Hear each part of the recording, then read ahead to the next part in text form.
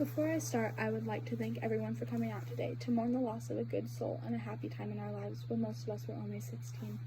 We are gathered here today to mourn the passing of a dear friend of mine, Addison, my first car. Addison was a silver 2010 Chevy Aveo. Addison and I shared many good memories throughout the 2 years that we were together. She always made sure I arrived on time, and she never left me stranded. She was reliable, useful, and she enjoyed long car rides. She hated exercise, however. I remember a time when we were traveling up a hill, and she almost couldn't make it. She struggled to the top, but she persevered, and she did it eventually, never stopping or giving up. She fought every second to make it to the top. She liked to listen to her music loudly. Some people even say that she listened to it too loudly.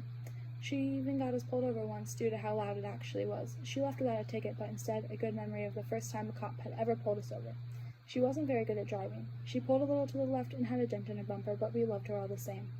She got a few tickets here and there, but we never judged her. We just made sure they were paid and continued through the journey of our friendship.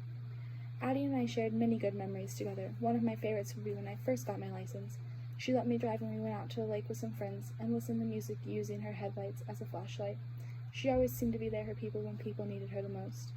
We got into an accident together once. We were traveling in the snow in the middle of winter and spun out into oncoming traffic. She knew how to get us out, and we still managed to get home safely. She protected us whenever we were with her. She had many dreams and aspirations that she wanted out of life. She dreamed of traveling to all of the 50 states. She wanted to see the world, with her 4 little wheels guiding her. This would have been good for her, considering her love for driving fast, the openness of the interstate with nothing stopping her. There are many things and qualities that I'll miss about Addie that will never be the same in any other car that I choose to drive. She always smelled good. There was always an air freshener hanging from the rearview mirror, usually something that smelled like you were on a beach somewhere. She had cloth seats that were so very comfortable.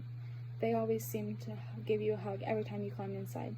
Her music taste was incredible. She listened to it loudly, and we'd sing every word together as we traveled. She was always in a rush. She seemed to be on the go at all times, looking for another adventure. Towards the end of her life, Addie became weak and tired. It became hard for her to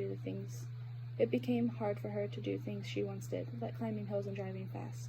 After a consultation with a mechanic, we discovered Addie had a blown gasket and wouldn't be able to travel anymore.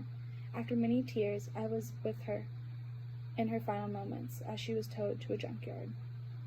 Although our time together was short, and all good things must come to an end, I will cherish every memory we have made together. I'll always remember her as my kind, strong-willed, busy friend and first car. I hope she continues to drive fast in car heaven, since she loved to do it while here with us on Earth. Addie will be very missed by all of those who had the privilege of knowing her. May she rest in peace. And thank you.